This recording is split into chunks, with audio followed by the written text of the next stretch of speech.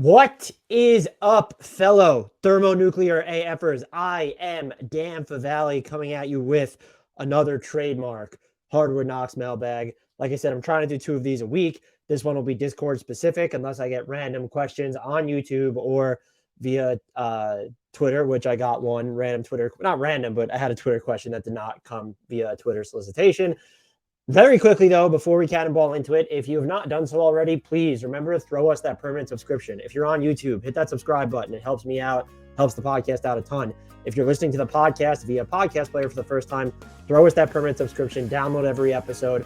We have a lot of fun around here and a lot of good discussion, which is also why you should join our Discord channel. The link to that is in the podcast description and also our YouTube description. Follow us on all the socials as well. If you're watching this on YouTube, it's on the screen and also in the description, or it's in the podcast description if you're listening to this. This podcast is everywhere and anywhere, basically. So follow it, and please, it helps us out the most if you just subscribe on both mediums, podcast, YouTube. Like, comment, help us break the algorithm, make the algorithm love us back, whatever, on YouTube, especially during the dog days of summer. Your subscriptions and views and likes and comments are very appreciated. Whew! Let's dive right into this mailbag. I have so many good questions. I'm hoping I don't wind up going too long because then I will split this into a 2-part episode and just release one of them over the weekend to ensure that every subject is given enough time. But there are a couple questions that I could see myself rambling about. And why not start off with them? Demos Quill had a few good questions for this mailbag. Asked, can Wendell Carter Jr. do another level up with Paolo Banchero on the team as the floor general? Statistically, WCJ's 4th year is almost identical to Sabonis' 3rd year. Does he indeed step on his footsteps? They're both undersized, mobile bigs anyway.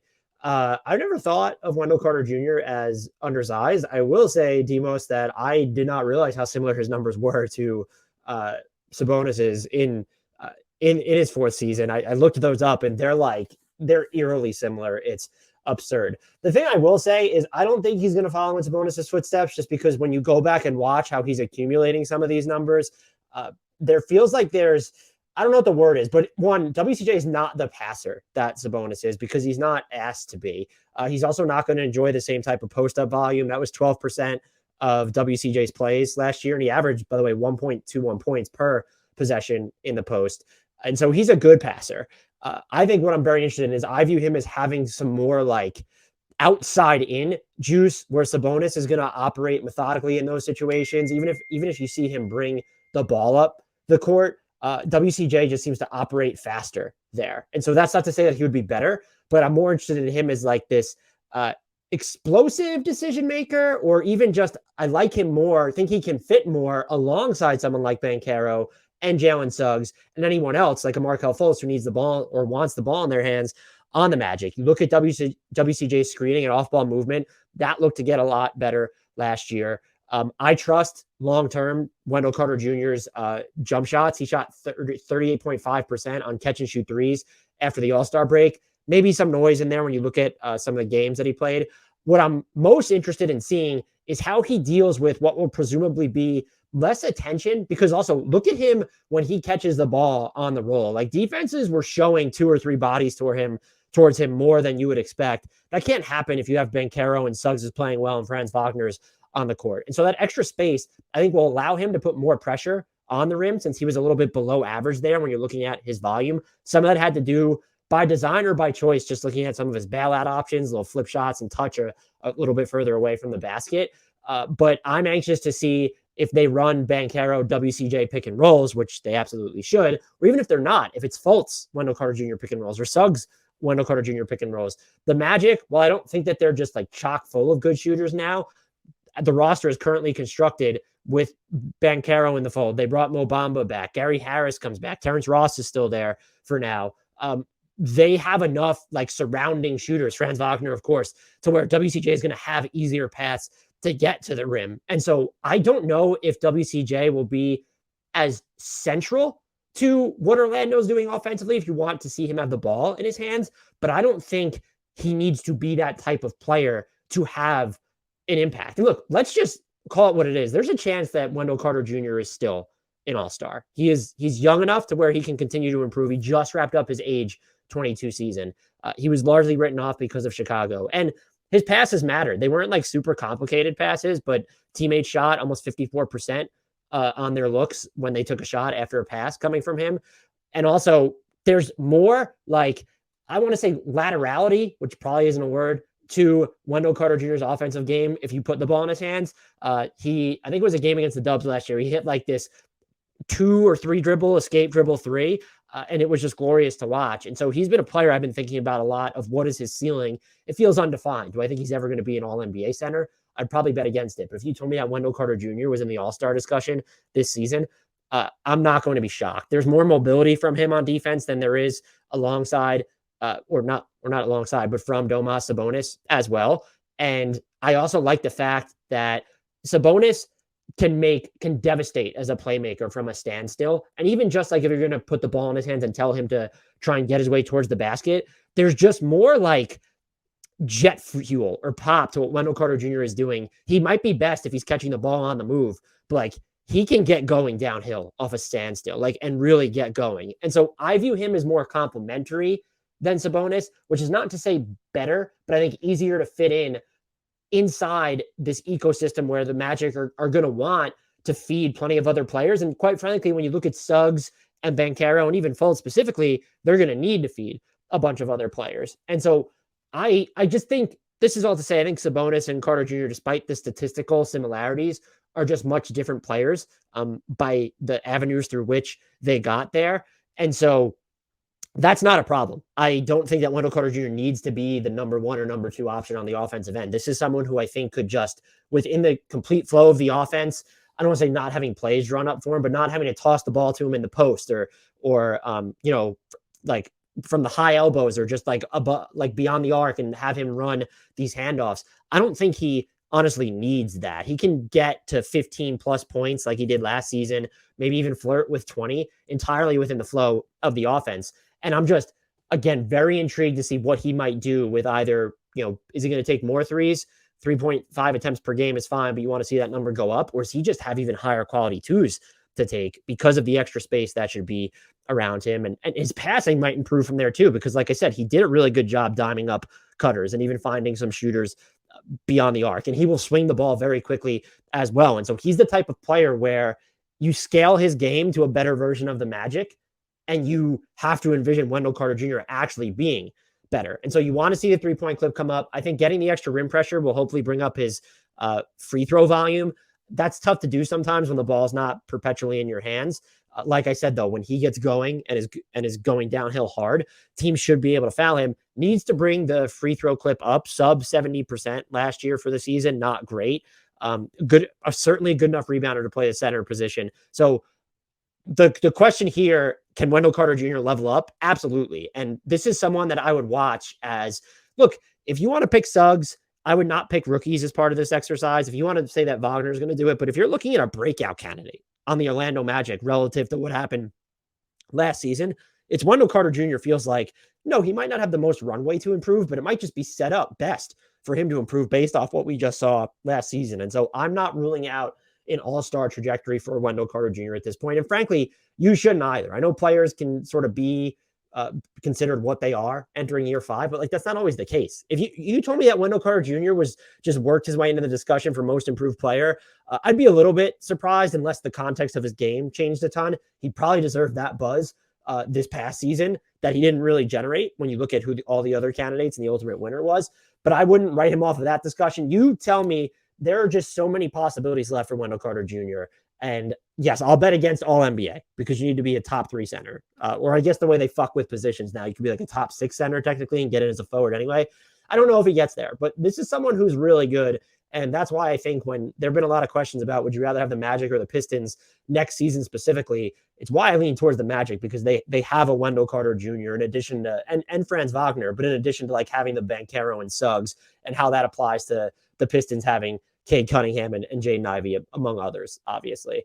Great question. But the Magic, look, they were already worth watching. I just think that there's still room for Wendell Carter Jr. to grow, even if, like I said, there's less centrality to the way that he's used on offense. The Bronx with hallowed ground asks, and I thought way too much about this scenario, and it's cropped up before, but the Bronx with hallowed ground asks, with the rumors about the Celtics possibly shopping Jaylen Brown, would you do a Brown for Brandon Ingram trade? I feel like the Ingram, Zion, CJ combo is kind of clunky. They all kind of need the ball a lot. I like the idea of Zion, Brown, CJ. Brown could help bolster the defense next to Zion and CJ, and scaling back his uses from what the Celtics needed would make him a better player. Ingram isn't the defender that Brown is, but I think he offers more self-creation and playmaking. What are your thoughts? So to start with, aside from the deal itself, I agree with everything you said about the difference between these players. Brandon Ingram, if you need to jumpstart a pick and roll, jumpstart an offensive set, rely on someone's maybe in between touch, you want him on your team. He's just a better creator right now. And then Jaylen Brown is, I don't want to say he's a complementary player, but he's not just 3-and-D. He does more than that. I think it's easier to plug him into all these other situations, and he will work on more teams than Brandon Ingram might. What I will say is I don't view Zion, CJ, and Ingram as clunky, because you want to have as many primary playmakers on your team as possible, so long that what they do can spill over to off the ball. And for Zion, CJ, and Brandon Ingram, it does. CJ is a very good shooter off the ball, and I think he showed some on-set chemistry with the Pelicans. Zion coming back changes a lot of that, but Zion, despite not being this high-volume jump shooter, he is devastating off the ball. Get the ball to him in transition, or if he's setting screens and going downhill, or you're just throwing him lobs, he works off the ball. And then Brandon Ingram, yeah, his off-ball touch has improved as well. He's not this high-volume catch and three-point shooter, but he's become a rock-solid one. And so I think he scales to more situations than people will currently credit him for. It might be harder to fit him in, but I think that you want to load up your roster with guys who can make plays on the ball, especially if they can exist off the ball. What's interesting about this is the Pelicans could still probably use Jaylen Brown's defensive juice, and I think Brown gives you more pure rim pressure. Ingram likes to bail on his drives more than Brown does. The trade-off there is that Brown can get tunnel vision, but he was an excellent finisher around the rim, and he will burst through the soul of defenses when he gets going downhill. I also think that you look at his turnover to assist ratio, Brown's, and you also look at some of the passes he throws, some of the turnovers that he actually commits. I understand why some people might be low on him and think that he's never going to make the Tatum-like jump as a playmaker, let alone becoming someone like, like a LeBron. That was never on the table. I almost feel like he's an underrated passer too, and that we've exacerbated the issues with his handle just because we saw it happen in the playoffs. And yeah, that matters, because if it's the extra attention he's getting, or if he's capitalizing predominantly on the attention that Jason Tatum is drawing, that has to change the complexion of how we view his game. But it feels like there's more on-ball creativity there. You saw him like kind of stop and turn and fade and pop around the basket when he gets going, and he can hit those shots. You don't want to slow things down and have him run a pick and roll. And so if you're Boston, I get the appeal of having Brandon Ingram. So these are two very valuable players. What I think is also interesting and deserves to be mentioned, Ingram is about a year younger and has another year left on his deal. So he's more expensive, but where Brown is slated to become a free agent in 2024, he does not have a player option. He just has 2 more guaranteed years left. Brandon Ingram isn't slated for free agency until 2025. It's also because Brandon Ingram's final year salary is $36 million. This will tie into, I think, our last question in the mailbag, by the way, but it's more likely that he will extend off of that number, because 120% raise off of that would be 43 million or whatever it is. And so that's closer to what would be his absolute max at the time, unless the salary cap, there's no smoothing and that thing just fucking jumps. And so you don't have to necessarily risk him getting into free agency, where with Brown, it's fait accompli. Just extending him off that number he's making. Look, so you're talking having that extra year of Ingram and the fact that he got a max, his final year salary that you would extend off of is $36 million. Brown's final year salary, which was sub-max and it's going to expire a year earlier, he would be extending off of 30.7. That's a huge difference when you're looking at someone, again, who hasn't even been given his first max yet. Now you sort of sprinkle in the fact that there have been trade talks surrounding Brown with Kevin Durant. Maybe he becomes a little bit more disenchanted with Boston, or like the question poses, do these players sort of fill needs for either team, where the Celtics get that other creator that they want, while New Orleans shores up its defense and then gets, I think you can call Jaylen Brown a better shooter, not a better off the dribble shooter, but a better shooter or more reliable floor spacer, however you want to frame it. My gut says, because of the defensive value that Jaylen Brown brings, that the Celtics won't view Ingram's extra year of his salary, especially when it's more than Brown's, and maybe just the extra control as enough of an upgrade over Brown. And that's more like you're talking about Brown being involved in a conversation for Kevin Durant, who's one of the greatest shot creators and makers alive of all time. Brandon Ingram is not that. And so while he could be the second engine of your offense, I do still think that if you polled a bunch of executives, they would still prefer Brown because of the defense, because there's a little bit more plug and playness on offense, and they're going to appreciate Brown's rim pressure and maybe even overlook some of the passing issues he has. And I know people have said the words that are coming out as his offensive game is mechanical, robotic, however you want to, rigid. And there is a certain rigidity to the way that he plays, but there's also more malleability too. And so you might take that, we're talking about, by the way, Jaylen Brown is not like he's 80. He just wrapped up his age 25 season. So he can still get better. And so that's what my gut says. When I personally do this trade, I don't know if I would necessarily do it for either side, because I think the Pelicans' best path to being uber successful is to stack the deck with on-ball creators who don't overlap too much with each other. We don't know what's going on with Zion's health. CJ McCollum isn't exactly super young at this point. And Ingram, earlier in his career, had some injury issues. We saw CJ deal towards the tail end of his time in Portland with some injury issues as well. You just want to hedge against those bets. And so you don't need the secondary or even like a second primary shot creator, let's call it, as much as Boston does right now, since it's still, is it Brown? Is it Brogdon? Is it Marcus Smart? They're still asking that question. So there's Tatum, and then there's still sort of a fuzziness on the number 2 pecking order. But if you're New Orleans, still trying to pronounce it, not the way that people hate it, by the way. So hopefully everyone appreciates the effort to try to remember. If you're New Orleans, I still think you need Ingram, and that you'd rather take the ceiling on his on-ball creativity than have to acquire Brown, where even if it's just straight up, and they're, I do believe that the money, like in their current salaries, would work straight up. We're talking about 28-7 versus 31. Yeah, so you can just trade them straight up. There's a chance that Boston would demand something else, and also just now you risk Brown getting to free agency 1 year sooner, and could he leave? And like I said, the Zion element matters a lot to me, where maybe Brown is just the better catch and shoot guy if you want Zion really operating on ball a ton. But you also want Zion to be your screener at points, or to just get rolling towards the basket, even if it's from a standstill without a screen. Ingram's going to do a better job of finding him there. And if there was a real fit issue between New Orleans or CJ McCollum and Ingram and Zion, if I was actually concerned about what that looked like, maybe I would consider this. Also, I think the Pelicans, they showed a lot of defensive improvement after their 3-16 start, whatever it was, under Willie Green. Especially, he got them to get back in transition. Some of their rotations were just more on point, where they were less like these wandering children lost in a supermarket, or however you want to frame it, looking in the half court. And now with Herb Jones, Trey Murphy, even Dyson Daniels coming in, it feels like they might be able to, and Larry Nance Jr. too, let's not forget about him. It feels like they might be able to upgrade their defense this season, especially if Zion improves there in any way whatsoever.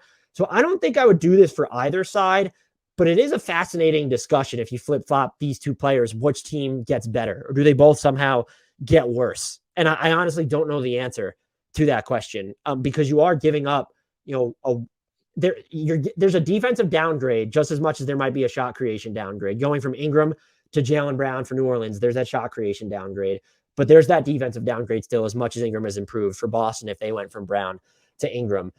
And I also, finally, we haven't even heard that the Pelicans would be willing to give up Brandon Ingram in a Kevin Durant trade. If push comes to shove and KD said, I want to go to New Orleans, and that was that, I do think that the Pelicans would try to construct a deal without Ingram. And I think that they could do that when you look at all the picks they have in addition to the youngsters. I do think they would if KD said, I want to be in New Orleans.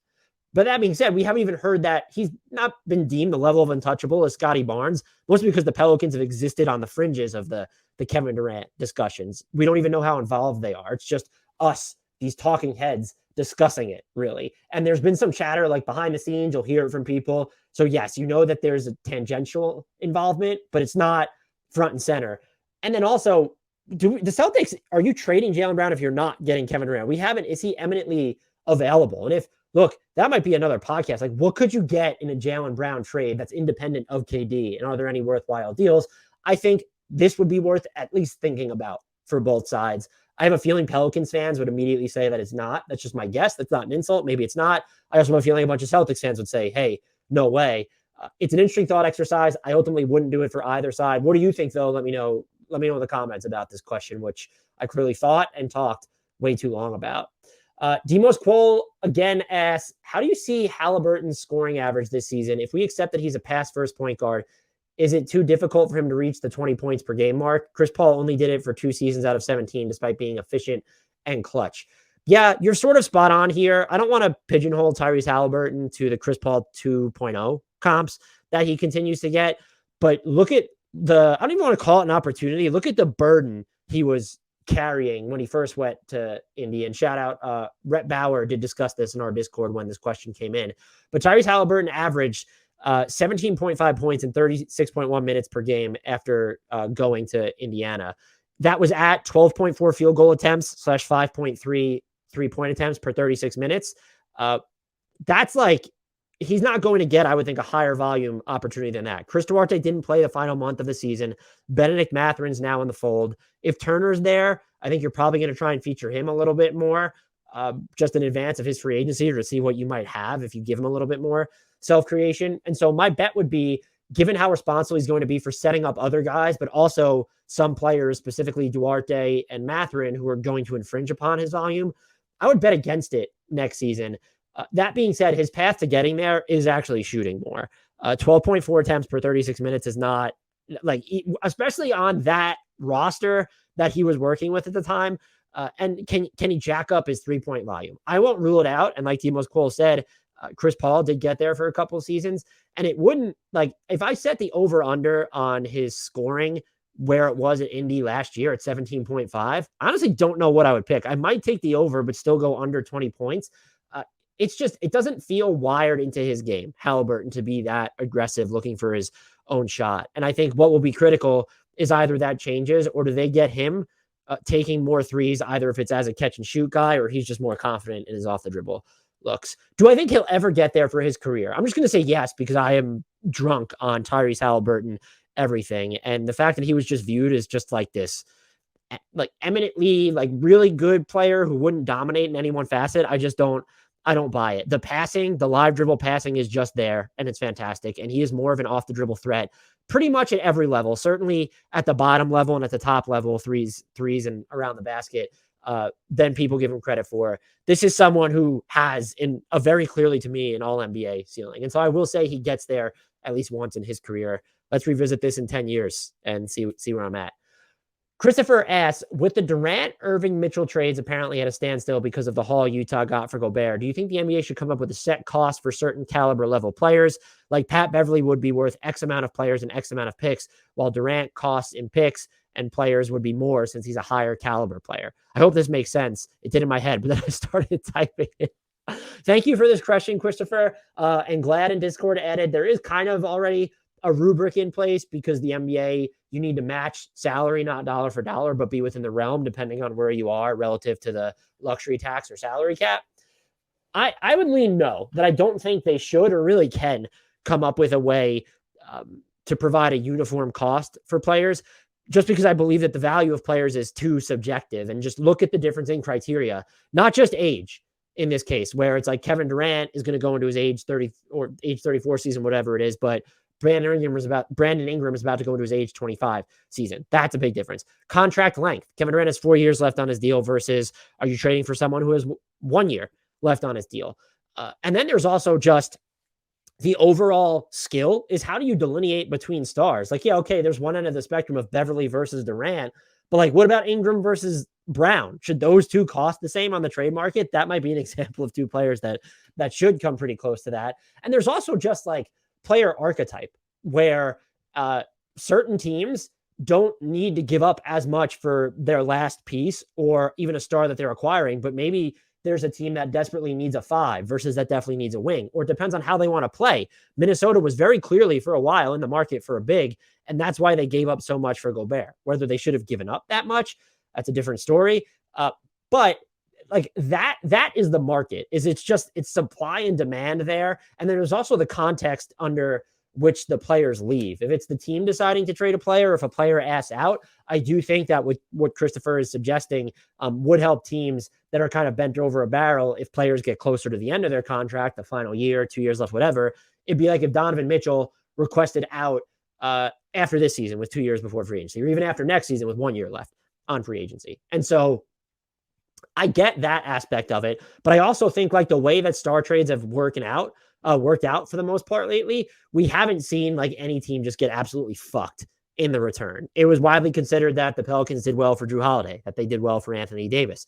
It's widely been considered that the Jazz did well for Rudy Gobert as well. Well, even the Spurs with DeMar DeRozan, you look what Chicago gave up. Orlando for Nikola Vucevic with what Chicago gave up. And so the Spurs with DeJounte Murray. And so I don't think that the only thing this would succeed in doing is repressing, to me, the star market for teams that have already spent all their assets. For a squad like the Lakers or now like the Timberwolves, it might make it easier for them to acquire a certain star. If they wanted to open up anything, the only thing I could really see the league doing is capping or uncapping the number of first rounders that get sent out in any deal, where it's no, you can't trade more than, in addition to the Stepien rule, like 3.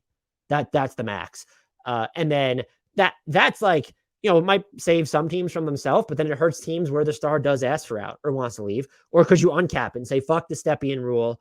Or if it's a singular trade where, yeah, you have to abide by it. If you already have a pick that is like conveyable out in the distance, let's use the Hornets as an example. But if you own all your first round picks, like the Suns, can you trade them in succession how many years out that you want? So if they made tweaks, maybe it's along the lines of that, but I don't think that we could ever see a set value for stars versus any other players. And again, you still get into complications there, even if you tried, because how do you view Patrick Beverley is a different player from Durant, but he's also making like a larger salary than if you were to decide to move like a Kenrich Williams at this point. I think you could argue that Kenrich Williams has more value than a Beverley. And so the money that these players are making also matters, since you have to match it as the team that's acquiring them. Nuggets fan Ev, how many games in the next season will Bones Hyland become a household name? I'm just a little bit insulted that Nuggets fan Ev doesn't consider Bones Hyland a household name. He's not. I'm just kidding. He's a Hardwood Knocks hold name. I don't really know what the fuck that means, but Nuggets fans know him. People who listen to this podcast know about him. I would say go look at Denver's first back-to-back of the season, and then that's when he'll become the household name, because he will be starting. Jamal Murray's not going to play both ends of back-to-backs, I imagine, when the season starts, at least not at the beginning, maybe not all year, since he's coming back from that ACL injury. And I guess the Nuggets could go a different route to try and preserve their bench. Matt Moore, who does a fantastic job covering the entire league, but the Nuggets as well, him and Adam Mares do the Locked On Nuggets podcast. On a recent episode, they were discussing how Michael Malone doesn't really like to tinker with the bench rotation if it's working. And so let's just say the bench rotation is working because Bones Hyland is a 6th man of the year candidate, which I'll get into that in a second. So are you all of a sudden going to start Bruce Brown instead? Or are you does Ish Smith just step in and then you give him a quick hook? I don't know. But because of what's going to happen with Jamal Murray, and even can you count on Michael Porter Jr., I imagine Bones Hyland, it wouldn't shock me if he's one of those. I don't think a second-year player will win it, but if he's tangentially mentioned in most improved player discussions, if he's mentioned in 6th man of the year discussions, a lot of people are wondering, well, how is he going to have the numbers to prop up 6th man of the year? Again, you're looking at someone who is going to play a lot, like if Murray's maybe on a minutes cap or not playing certain games, or what's going on with Michael Porter Jr. Does he need rest? It feels like there's always going to be a vacuum in the offense, sort of in a good way, where someone needs to step up and score a bunch. And look, this dude just averaged 10.1 points per game in 19 minutes. That is the equivalent of 19 points per 36 minutes. I have no doubt in my mind that he can juice up that actual rate. And it was juiced up. I'm trying to use the whole season as sort of the summation, but it was juiced up when you're looking at the end of the year for him. That this could be someone who averages like 17 points in like 20 minutes per game. I mean, he was at basically through the final, I don't know how many games, through like March 10th through the end of the season. So 16 games, he was at 14.6 points in 23.6 minutes. And so like, it wouldn't shock me. That's with him shooting 39.2% on threes. I got news for you. This dude is caps lock, italics, bold text shooter. The functional range that his pressure the functional pressure that his range puts on defenses, it's absurd. And it defies logic.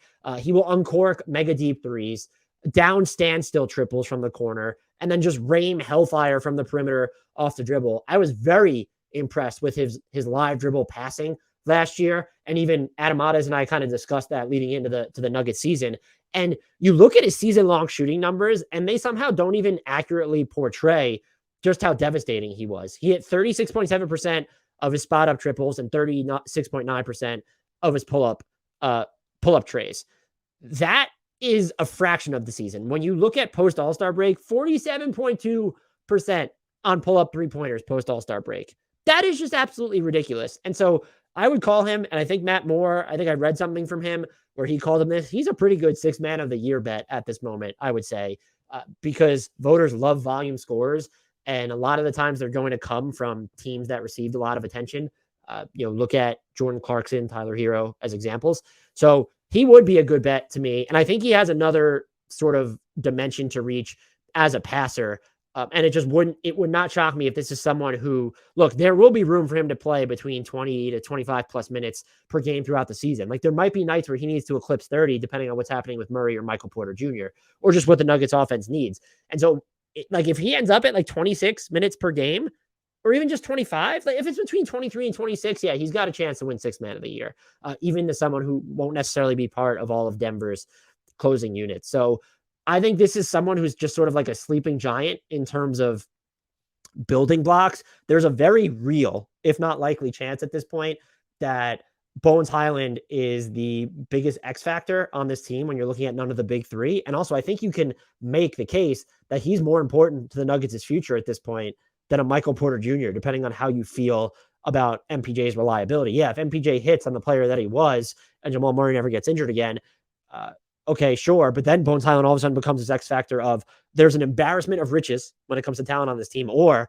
if Bones Hyland is that dude, if we're talking about Bones Hyland in the same vein as Tyrese Maxey coming off of year 2, all of a sudden the Nuggets' best trade offers get a lot more enticing, even though they don't have a ton of pick equity to offer. So Bones Hyland, I do think he'll be a household name by the end of this season, and having to start some games, I imagine, will probably help him get there. Just the Nuggets being good as well. If they're even going to be relatively healthy, we're talking about a team that I've already said they might be my title favorite right now. I would expect them to finish no worse than like second or third in the West at this point, assuming relatively good health. They're a team to watch. Bones is one of my favorite prospects, and I'm very anxious to see what he does this season. Demos Cole has a third and final question for us. Is Draymond Green inching to team up with LeBron? What if GSW opts to trade him now instead of losing him next summer because they don't want to play him? I followed this up with my own question at Demo, saying, did I miss something in the news cycle where Draymond was pushing to get out of Golden State? And he was just mentioning that the clutch sports element, and if Draymond wants a max and the Warriors don't want to give it to him, Draymond has that player option for the 23-24 season. And I don't expect him to get an extension. I don't view this as a possibility. I mean, the Lakers could technically have cap space next year if LeBron doesn't sign an extension. But if LeBron's not taking a pay cut and you have Anthony Davis on your books, you're not going to be able to offer Draymond Green the max. Draymond Green would be an interesting target because I don't think he's a max player. He's going into his age 32 season. And so like you're talking about someone that would then be going into their age 33 season. If we're in the $20 to $27 million range, it might become more workable for the Lakers and for other teams. Do I think he's a flight risk? Of the big four, or not the big four, let's call it the five main Warriors we're watching moving forward that are not that are not Jonathan Kuminga, James Wiseman, Moses Moody. Yeah, those guys matter. But between Wiggins, Curry, Klay Thompson, Draymond Green, and Jordan Poole, I do view Green as just the biggest flight risk. He's not to say he's more of an independent thinker than all of them, but he might be the one that gets valued the least by the franchise. Or, maybe Klay Thompson gets valued the least, but he's willing to accept a pay cut just because he dealt with injuries. He's talked about wanting to retire a Warrior a little bit more. If the Warriors then got up and decided to trade Draymond Green this season, I don't know what you get from him just because he's on that expiring contract. So you need to ensure that he's going to come back because you're not acquiring him as a rental because the Warriors aren't treating him as bad money unless you're trying to get off bad money, but the Warriors aren't going to take that either. They need to continue to parlay Green salary spot long-term into another one since they're not projected to have cap space. I don't think you're looking at, I'm not saying the Warriors should even go this route. Like, I don't think Phoenix is giving you Ayton and stuff for Draymond Green when we get to January. I think you're probably looking at more like Jeremy Grant and picks from Portland if you decided to go there. Would Atlanta like consider Collins and Hunter? I don't think so. I mean, Draymond Green, Murray, and Capella would be a hell of a defensive trio, but they would also probably suck on offense. The one that kind of stands out to me is, what if we know Kevin Durant's going to meet with Nets governor Joseph Tsai, and Kyrie's there and seems to be happy there. What if the Nets just decide, hey, we're going to run this back? Ben Simmons, Draymond Green gets kind of interesting there. I don't think it's anything that either team would seek out, but you can trust Draymond more at this point to be available than Ben Simmons. Maybe you actually like his past relationship with KD where they've had conversations together since then. You're rolling the dice there, but like that would be something that could be potentially interesting. But other teams, I could see like a Charlotte just being stupid drunk and mortgaging their future to have Draymond Green come in. They want to have a defensive anchor in the middle, and they're willing to pay him more than anyone if they already have him on the books and own his bird rights. So that would be stuff to look at. I don't think you're getting a whole lot for Draymond Green if you look to trade him right now. And he's way more valuable to the Warriors. I think it's easily to say this. As a player that you have right now and keep moving forward, than he is as a trade asset. And I would also say, I don't think he will expect to get the max, and I don't think there will be a team on the market next season that gives him the max. We could talk about, look, Charlotte, depending on what happens with Miles Bridges, they could have a bunch of money to spend. I don't think maybe they would. Would Cleveland, another team that's projected to have cap space? No. Could Detroit give him like a huge offer? That might be semi-interesting.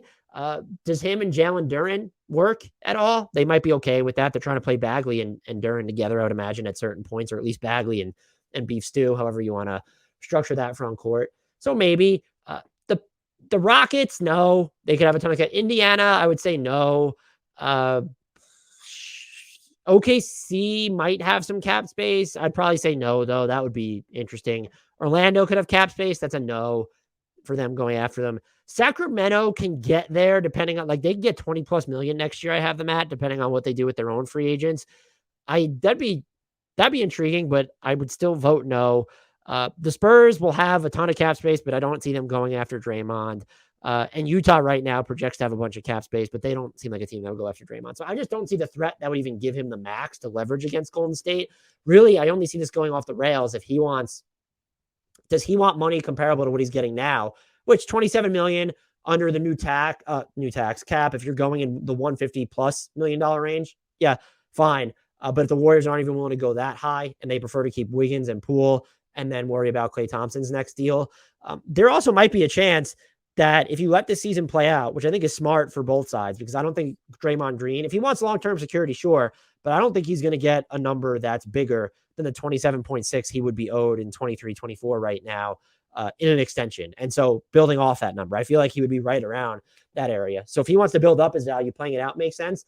Also, he can wind up picking up that option. Maybe he has a down year and needs to build up his value again, or thinks that the cap landscape in 24, when Klay Thompson also comes off the books for the Warriors, maybe that would matter more. I think he ends up staying with the Warriors. I definitely don't think they end up trading him. I do not think that he ends up getting a max, though, or anywhere near it, quite frankly, regardless of where he ends up.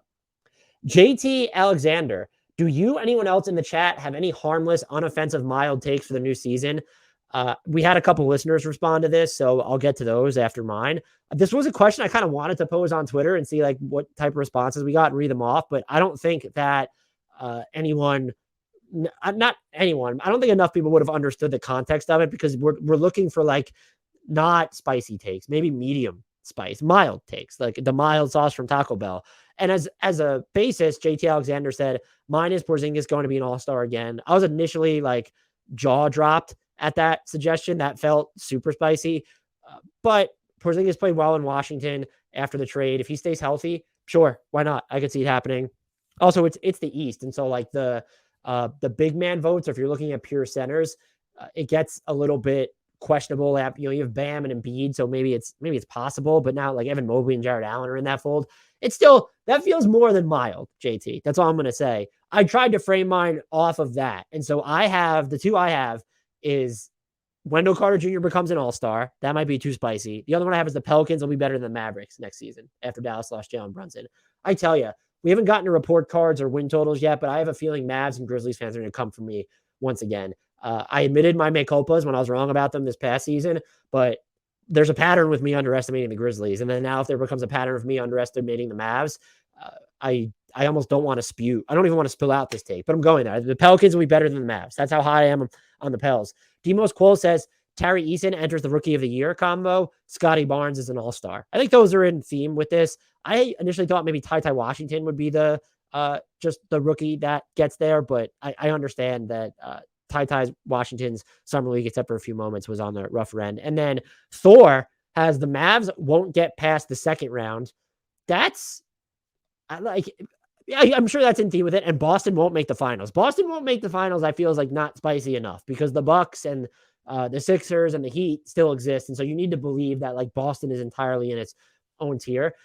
What takes do you guys have? Mild, unoffensive, reasonable ones that maybe a lot of people wouldn't share. So they're against consensus, but they're not stupid. Let us know. Comments at me on Twitter. Maybe I'll run a similar thought exercise about this on Twitter. I just don't know how to frame it properly so that people will get it. It's a bit and this question actually comes from Thor. It's a bit premature with a new TV deal 3 years away. Are we likely to see cap smoothing or another large jump like we had a few years ago? With that in mind, are we likely to see history repeat with large contracts given, resulting in overvalued contracts? Are players on board with cap smoothing? Will expiring deals be more or less valued as teams try to gain cap space to lure multiple stars? Has the Kyrie KD situation made teams more leery? So I do think as an overarching answer, would be twofold. I definitely think we get cap smoothing because I even think some teams are going to want to prevent what happened with Golden State in 2016. That is the expectation right now around the league, is my expectation as well. I will be more than mildly, to borrow the phrasing from the previous question, I'll be more than mildly surprised if we don't get cap smoothing. The other thing is I do think there is an effect even with the smoothing where we're still seeing these larger than normal incremental jumps where it might be 10 million a season or whatever. I do believe that free agency is going to get sort of a reinvention, or we're going to, return to at least a fraction of time where we'll see a lot more higher profile player movement or teams preparing for it, because those cap jumps are still going to be larger than normal. And also these players, and Jaylen Brown is the perfect example. So I'm just going to use him. His extension number right now to extend off of that doesn't make sense with the cap rising because he's under the max. He's not going to get anywhere near his max if he was to accept 120% raise. So there are going to be players like him that will either angle to hit free agency in general, or maybe they'll even sign shorter term deals so that they hit free agency right after or as this cap is supposed to get its biggest spike. So I do believe we'll see more of that. Might just see players, like I said, sign more short-term deals. And I do think in turn, we'll see more teams preparing for free agency, which would make expiring contracts more valuable, depending on, are we at a point where so many contracts are short term that maybe it doesn't matter as much? With that said, I think if we're expecting the first cap smoothing to begin, but if we're expecting the first infusion to come in 2026, yeah, if there are contracts that leak beyond that and you're looking to prepare for 2026, I absolutely think that expirings will become more valuable, and it'll probably last maybe a year or two into it, like 27, 28, depending on how long the smoothing lasts.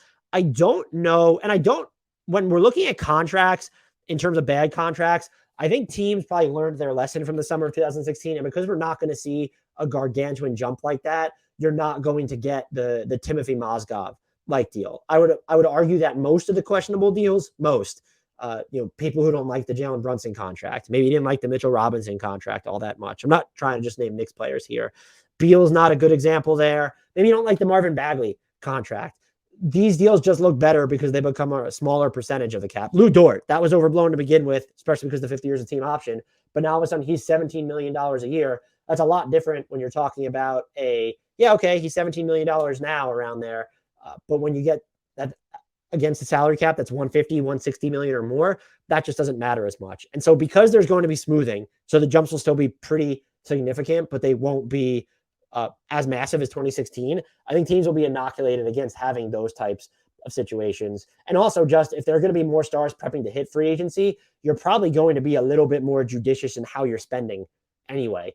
You're not going to throw the money to poach these non-stars. You're going to try and wait and go after the bigger fish. And maybe there's a couple overpays here or there because of that spike, and maybe a market like a Charlotte, or if a team really wants a finishing piece, is more desperate to reel in someone, or maybe we see it with like a veteran on the back end of his prime where it's just like, oh, we have all this extra cap space. Let's go overpay Draymond Green if he decides to hit free agency again in 26. Or if we see that happen with like Chris Middleton, as an example.